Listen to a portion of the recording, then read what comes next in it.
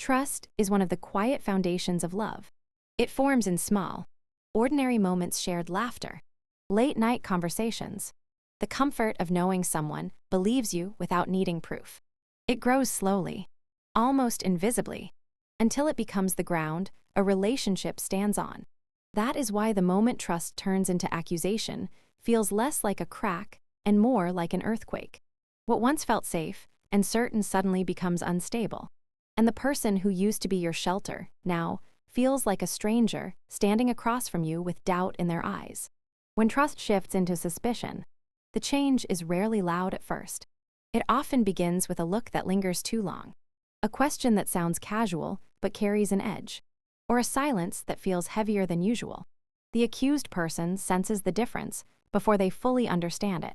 There is a tightening in the air, a distance that wasn't there before. Words become carefully measured, expressions closely studied. Every normal interaction starts to feel like a test that can somehow be failed without knowing the rules. The most painful part of being accused by someone you love is not just the allegation itself, but the realization that they are capable of believing it. You search their face for the trust that once lived there so easily, but instead you find hesitation, hurt, and doubt. It creates a strange kind of loneliness, being deeply connected to someone, yet suddenly feeling completely unseen. You want to reach across the divide and pull them back to the version of you they used to know, the version they never questioned. But every attempt to explain can sound, in their ears, like an excuse crafted to hide guilt. Accusations have a way of rewriting the past. Memories that once felt warm and solid become fragile under the weight of suspicion. Shared experiences are re-examined, innocent moments recast in a darker light. The accuser begins to look backward, searching for signs they might have missed, while the accused feels their history together being slowly distorted into something unrecognizable. It is a terrifying experience to watch your own life be retold as a story of betrayal when you know you have done nothing wrong. Emotionally, the toll is immense. The accused often swings between disbelief and desperation. At first, there is shock, how could this even be happening? Then comes the urgent need to fix it, to prove innocence, to restore the balance that has been lost. Every detail becomes important. Dates, times, conversations, receipts, messages. Life turns into a collection of evidence. Love, which once flowed naturally, now feels like a courtroom where every word is examined for hidden meaning. Instead of feeling close, both people feel trapped in roles they never chose. One as prosecutor, the other as defendant. For the one making the accusation, the experience is painful too, though in a different way. Suspicion often grows from fear of betrayal, fear of humiliation, fear of not being enough. When something triggers that fear, it can take hold with surprising strength. The mind starts connecting dots, sometimes where none truly exist. Hurt feelings seek explanations, and accusations can feel like a way to regain control in a moment of emotional chaos. Yet acting on that fear can cause damage that is difficult to undo, especially when the accusation is wrong. Communication, which should be a bridge, often becomes another battlefield. The accused tries to defend themselves, but heightened emotions make every conversation tense. Tears may be interpreted as manipulation, calmness mistaken for indifference, frustration seen as guilt. Both people feel misunderstood, and the gap between them widens with every failed attempt to close it. The relationship that once felt like a partnership begins to feel like two individuals standing on opposite sides of a wall, each convinced of a different version of reality. Trust, once broken or even deeply shaken, does not simply snap back into place with an apology. Even when the truth comes out, the memory of the accusation lingers. The accused may forgive, but they rarely forget how it felt to be doubted so completely. A quiet question can remain in their heart. If it happened once, could it happen again? Rebuilding requires patience, honesty, and a willingness from both sides to confront not only what happened, but why trust was so easily replaced by suspicion. Yet within this painful transformation lies an uncomfortable truth. Moments when trust turns into accusation reveal the hidden fractures that may have already existed. Insecurities, unspoken fears, poor communication, or past wounds often sit quietly beneath the surface until a crisis brings them into the light. While the experience can feel like pure destruction, it can also become a turning point, forcing both people to face parts of themselves and their relationship they might otherwise have avoided. Still, none of that lessens the immediate hurt. To be accused by someone you love is to feel your character questioned at its core. It shakes your sense of identity and safety at the same time. Love is supposed to be the place where you are known and trusted. When that trust turns into accusation, it can feel like losing not just the relationship you had, but the version of yourself that existed safely inside it. From the outside, a broken marriage often looks like the result of simple causes drifting apart. Miscommunication, fading love, or a single act of betrayal. People tend to search for a clear moment when everything went wrong. A sharp turning point they can point to and say, "That was it." But sometimes the real story lies beneath the surface, in a quiet and carefully constructed chain of events that neither partner fully sees until the damage is already done. The hidden plot behind a broken marriage is rarely loud at the beginning. It moves in subtle shifts, small manipulations, and unnoticed influences that slowly reshape how two people see each other. In these situations, the relationship does not collapse because love disappears overnight. Instead, it erodes under the weight of doubt that feels strangely convincing. One partner begins to notice things that do not quite add up: an unfamiliar name, a message taken out of context, a story that seems slightly inconsistent. Each detail on its own appears minor, even explainable, but when they are presented in a certain way, at certain moments, they start to form a pattern that feels impossible to ignore. Suspicion grows not because of direct evidence, but because someone has carefully arranged fragments of information to look like a larger truth. The most dangerous part of a hidden plot is how believable it feels. The human mind naturally seeks coherence. It wants events to make sense. When someone introduces a narrative that explains fear or insecurity, the mind can cling to it with surprising strength. A loving spouse can begin to reinterpret ordinary behaviors as secretive, harmless delays as signs of deception, and normal privacy as proof of hidden betrayal.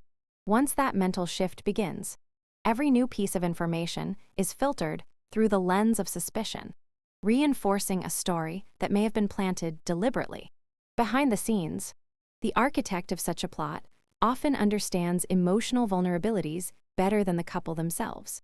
They know which insecurities to touch, which past arguments to echo, and which fears have never been fully resolved. A single well-timed suggestion can carry enormous weight. "Are you sure everything is as it seems?" Or, "I just thought you deserved to know." These statements appear concerned, even caring, while quietly planting seeds of doubt. Over time, those seeds take root, growing into assumptions that feel self-discovered rather than influenced. Technology can become an unwitting accomplice in this hidden scheme. Screenshots, edited images, altered messages, or carefully selected snippets of conversation can be presented as undeniable proof. In a world where digital communication holds so much of our lives, fabricated evidence can look disturbingly real. A spouse confronted with convincing visuals may feel there is no room left for trust, even if their heart resists the conclusion. The accused partner, meanwhile, is left trying to defend themselves against a reality that was manufactured but appears solid. As the plot unfolds, communication between the couple begins to break down. The accused partner senses distance and tries to explain, but their words seem to fall into a void already filled with doubt. The other partner may feel torn between love and the fear of being deceived, creating an emotional tug of war that leaves both exhausted. Conversations turn into interrogations. Reassurance sounds like deflection, and silence becomes more common than understanding. The relationship slowly transforms from a place of safety into a space charged with tension. What makes the situation even more tragic is that both partners often believe they are reacting reasonably to what they see. The one being manipulated feels justified in their suspicion because the evidence appears real. The one being accused feels hurt and desperate because they know the accusations are false. Each person becomes trapped in a different version of the truth, and the gap between those realities widens with every failed attempt to bridge it. The hidden plot thrives in that gap, feeding on confusion and emotional pain. Isolation is another powerful tool in the destruction. As trust erodes, couples may withdraw from each other and from supportive friends or family who might offer clarity. The manipulated partner might avoid discussing the issue out of embarrassment or fear of being judged. The accused partner might feel too ashamed or frustrated to keep defending themselves. Without outside perspective, the false narrative can grow unchecked, gaining strength simply because no one is there to challenge it. Eventually, the marriage reaches a breaking point that feels sudden, but was actually built piece by piece. Arguments become sharper, patience shorter, affection rarer. One or both partners may begin to emotionally detach as a form of self-protection. By the time the truth starts to surface, if it does at all, the damage has already carved deep lines through the relationship. Even if the hidden manipulation is exposed, the emotional scars left behind do not vanish instantly. Trust, once fractured under false pretenses, requires immense effort and vulnerability to rebuild. The hidden plot behind a broken marriage reveals how fragile perception can be when guided by fear and influenced by unseen hands. It shows that love alone is not always enough to withstand carefully planted deception. When doubt is engineered and trust is deliberately targeted, even strong relationships can falter. The tragedy lies not only in the manipulation itself, but in how easily two people who once felt inseparable can be turned into strangers, each believing they are responding to the truth, while unknowingly living inside a lie crafted by someone else. Betrayal by a stranger can be devastating, but betrayal by blood carries a different kind of wound, one that reaches deeper, because it grows in soil that was once filled with trust, shared history, and unconditional belonging. A sister is often the person who knows your childhood stories, your family dynamics, your fears and dreams. She is supposed to be part of your safe place, someone who stands beside you when the world feels uncertain. When resentment festers quietly in that space and transforms into deliberate harm, the pain is layered with disbelief. It is not just the action that hurts, but the realization that someone who once held your hand could also be capable of pushing you into darkness. Secret resentment rarely appears overnight. It builds slowly, often from moments that seem small at the time, comparisons made by relatives, differences in personality, perceived favoritism, or insecurities left unspoken for years. One sister may carry a silent belief that she is always standing in the other's shadow, even if no one else sees it that way. Compliments given to one can feel like criticism to the other.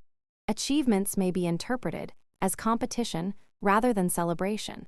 Over time, these feelings can harden into a private narrative, where love is replaced by rivalry and admiration turns into quiet bitterness.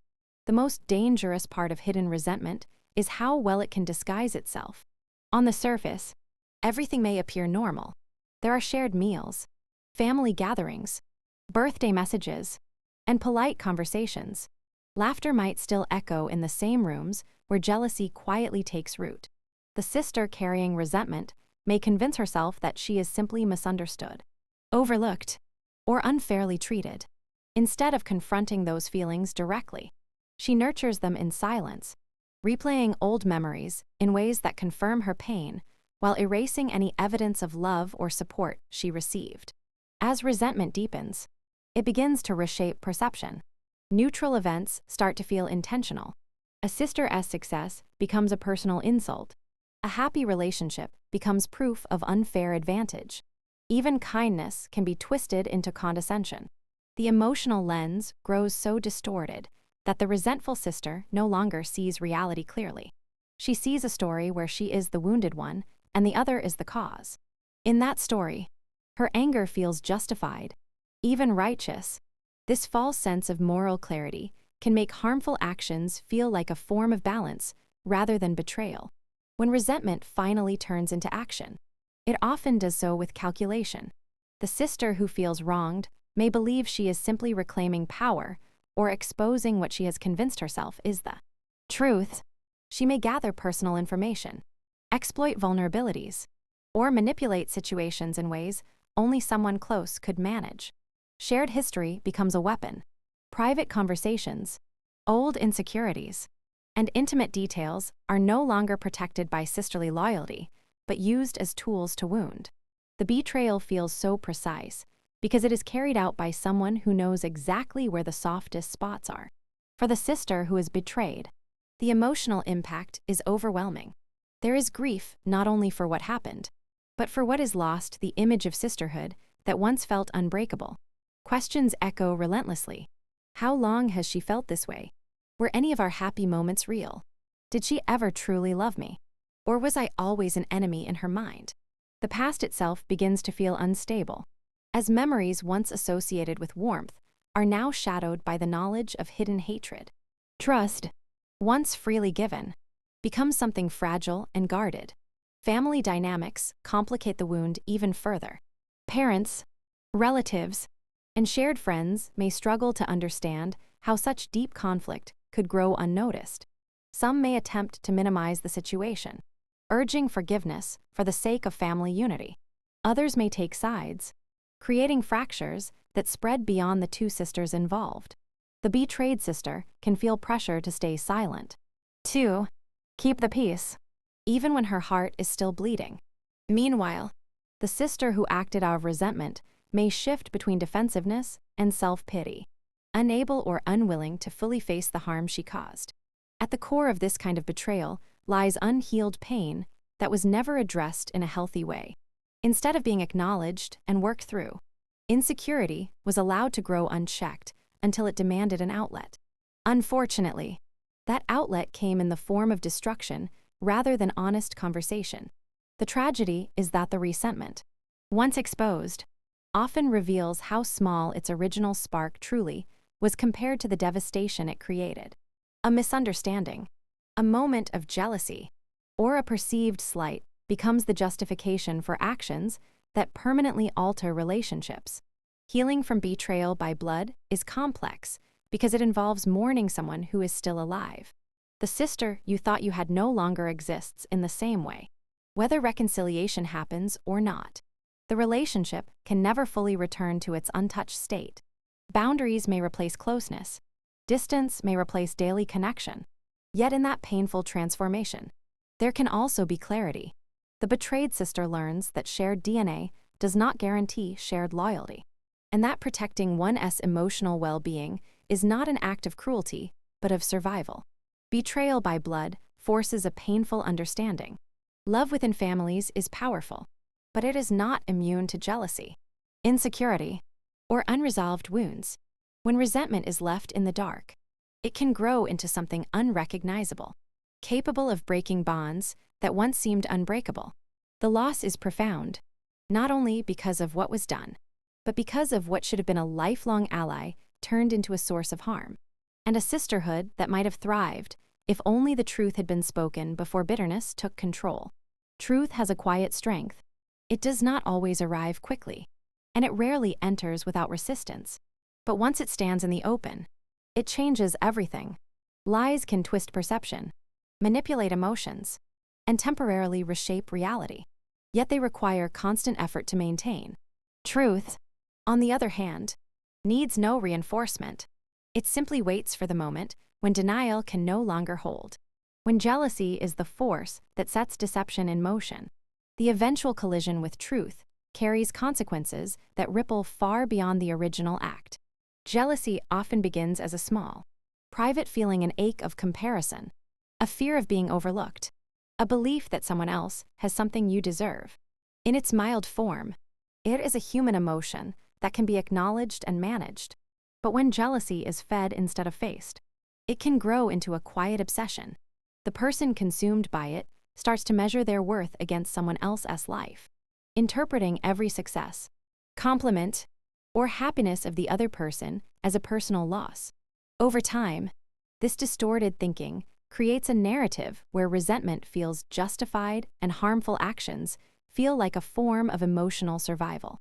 When jealousy evolves into deliberate harm, truth becomes the one thing the jealous person fears most. Deception thrives in secrecy, in half-stories and carefully edited versions of reality.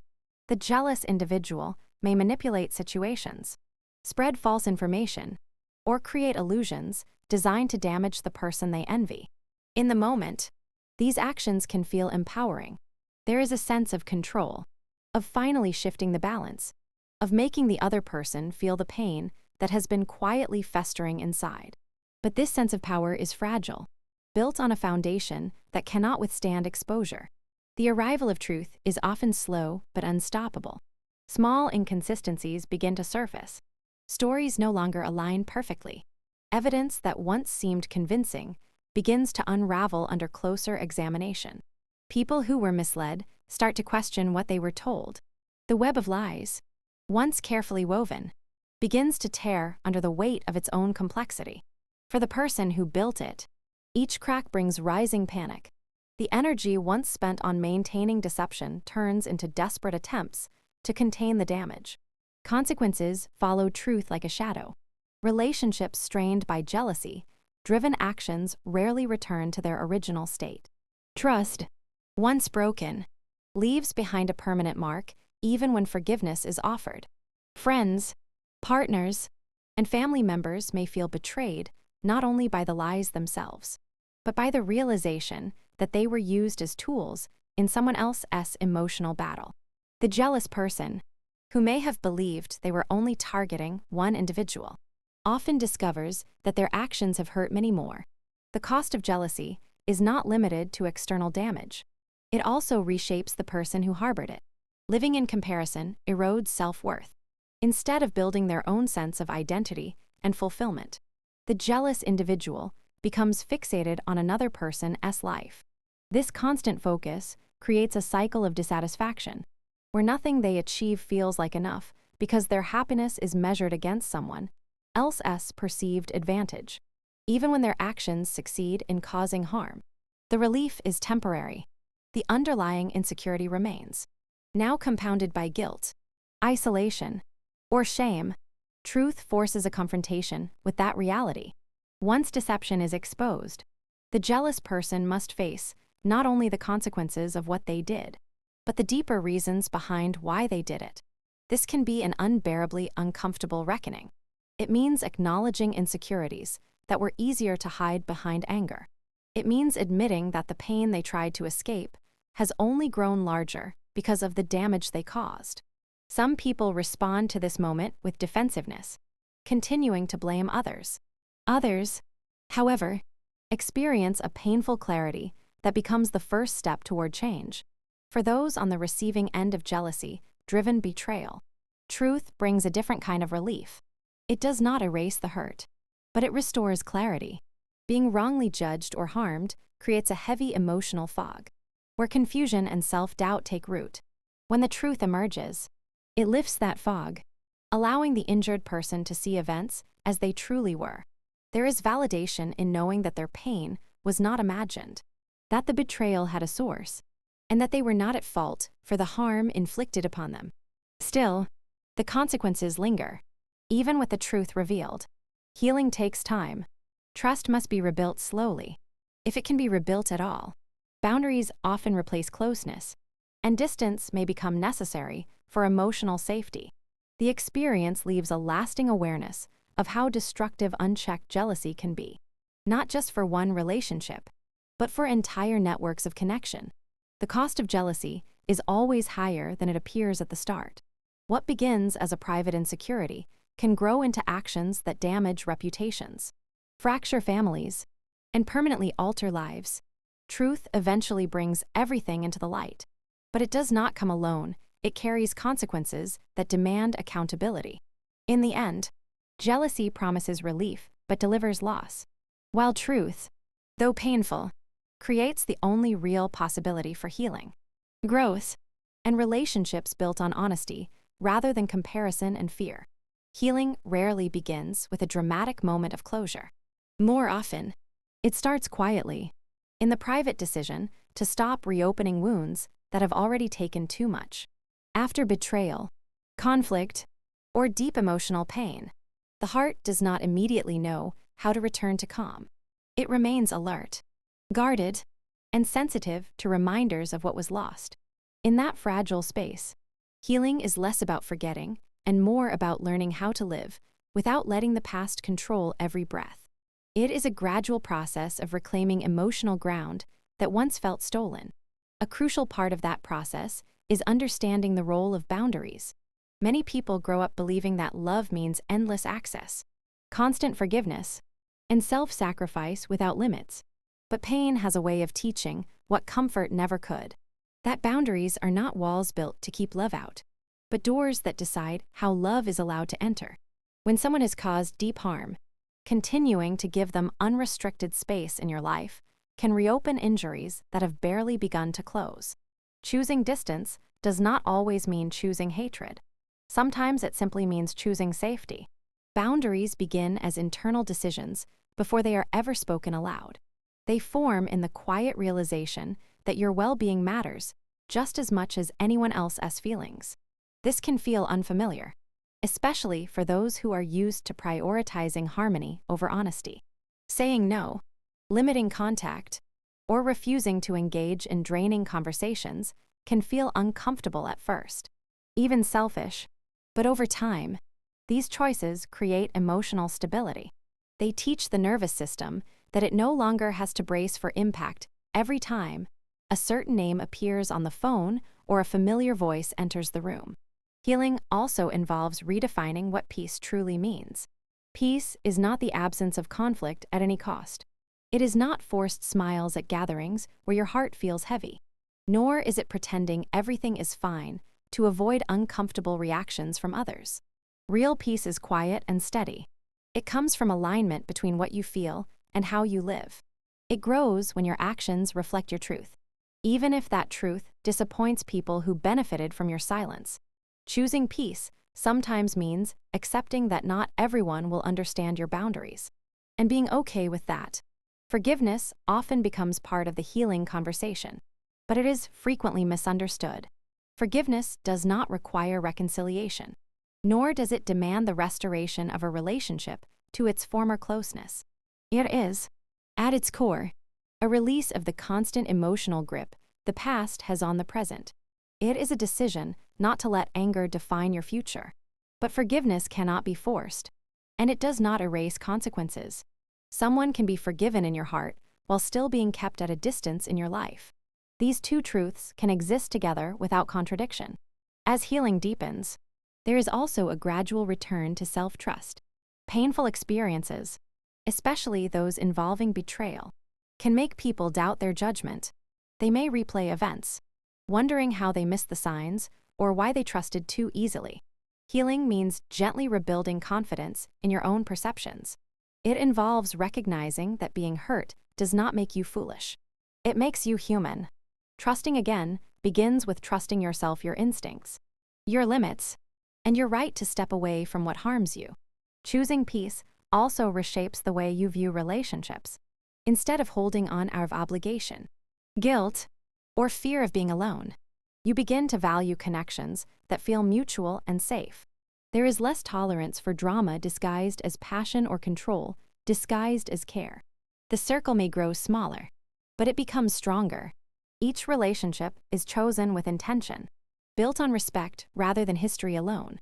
In this way, loss creates space for healthier bonds to form. There is a quiet strength that comes from walking away from cycles that once felt impossible to break. It does not always look bold from the outside. Sometimes it looks like unanswered messages, declined invitations, or simple, calm responses where there once would have been emotional storms. But inside, it feels like breathing more freely than before. The constant tension begins to loosen. Sleep becomes deeper. Joy, once buried under stress, starts to return in small, genuine moments. Healing, boundaries, and choosing peace are not single decisions made once and never revisited. They are ongoing practices. There will be days when memories resurface sharply, when guilt tries to sneak back in, or when loneliness tempts you to reopen doors that were closed for good reason. In those moments, Healing is the choice to stay loyal to your own well-being. It is the reminder that protecting your peace is not cruelty. It is self-respect. Over time, the past loses its sharpest edges. The story of what happened remains, but it no longer defines every part of who you are. You begin to see yourself not only as someone who was hurt, but as someone who survived, learned, and grew. Peace becomes less about escaping pain and more about building a life where pain no longer has the final say. And in that life, shaped by clear boundaries and careful choices, healing is not just a destination, but a way of moving through the world with greater awareness, strength, and quiet confidence